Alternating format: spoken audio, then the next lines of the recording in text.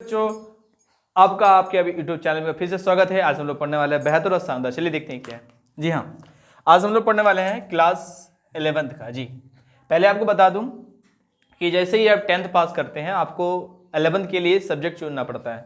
या तो आप कॉमर्स पढ़ सकते हैं, कोई भी स्ट्रीम से पढ़ सकते हैं, या तो कॉमर्स ले सकते हैं, या तो साइंस या तो आर्ट्स ले सकते हैं।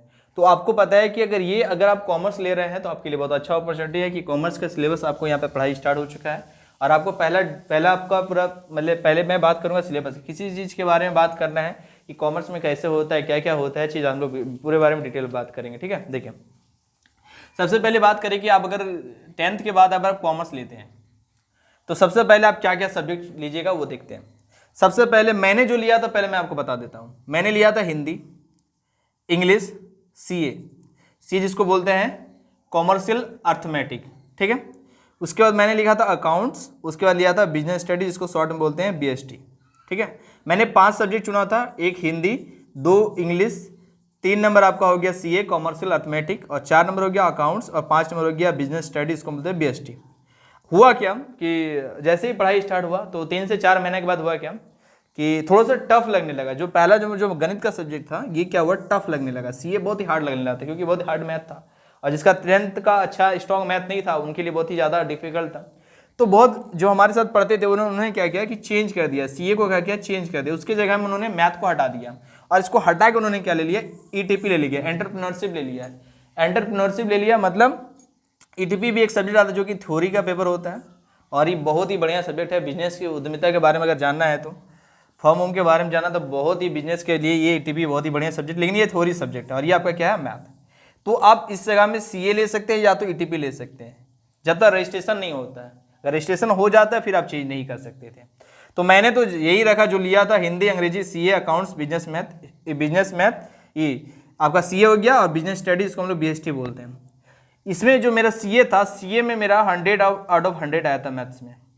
ठीक है, और अकाउंट्स जो था, अकाउंट्स उस समय 11th का एग्जाम नहीं होता था, स्कूल में एग्जाम होता था तो रिजल्ट सुना दिया जाता था। ठीक है, और अकाउंट्स से मेरा आया था 88 आया था फर्स्ट ईयर का।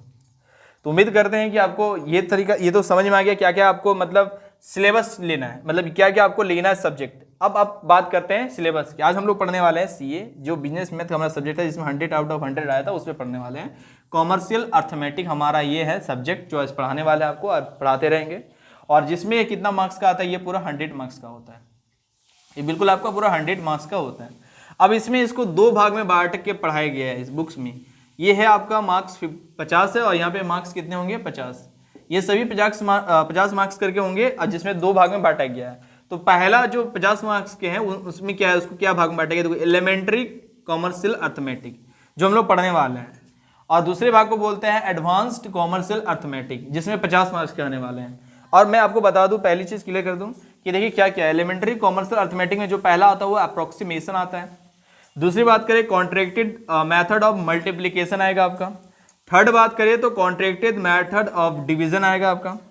फोर्थ बात करें तो रेशियो आएगा। फिफ्थ बात करें तो प्रोपोर्शन आएगा। और सिक्स्थ बात करें टेबल ऑफ 9 रूल, बहुत ही इंपॉर्टेंट है।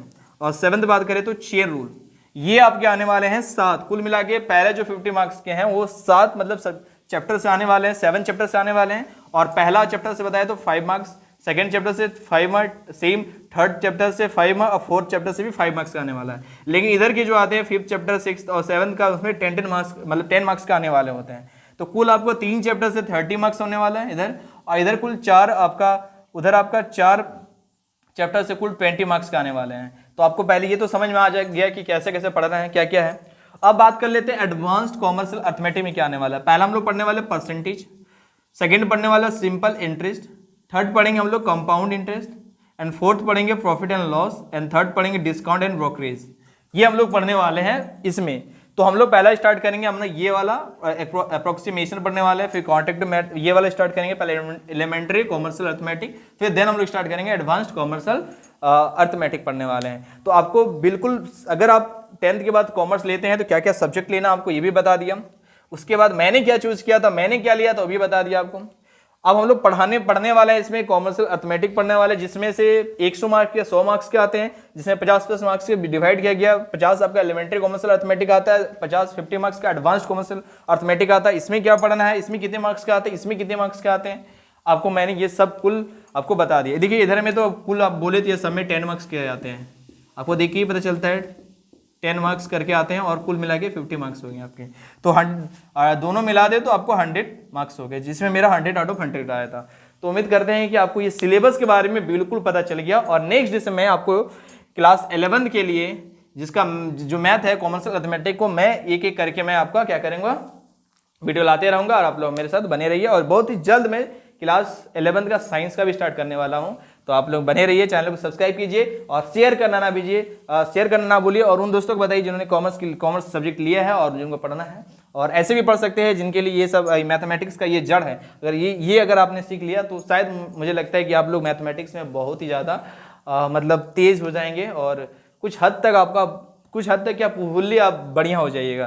तो मिलते हैं नए वीडियो में, मुझे इजाज़त दीजिए, तब तक के लिए जय हिंद जय भारत।